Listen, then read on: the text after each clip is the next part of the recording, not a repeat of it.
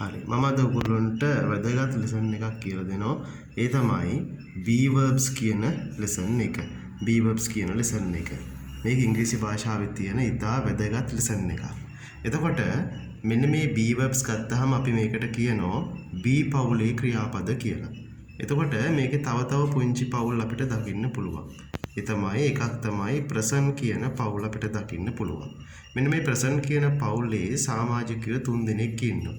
ඒ තමයි am is are කියන 3 දෙනා. ඒ present පවුලේ ඉන්න සමාජිකයින් 3 දෙනා. ඊට පස්සේ අපි තව පවුලක් ගත්තොත් මේකේ past කියලා පවුලක් තියෙනවා. ඒතර මෙන්න මේ past කියන පවුල අපිට සමාජිකයෝ දෙන්නේ දකින්න පුළුවන්. ඒ තමයි was were කියන දෙන්නා. ඊට පස්සේ අපිට තවත් පවුලක් තියෙනවා B පවුලේ. ඒ තමයි future කියන එක. future පවුලේ අපිට දෙන්නෙක් දකින්න පුළුවන් will be shall be.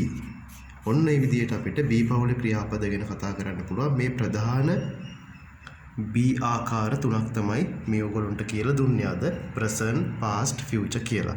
අපි මේව පාවිච්චි කරන්නේ කොහොමද කියලා ඊළඟ වීඩියෝ එකේදී බලමු.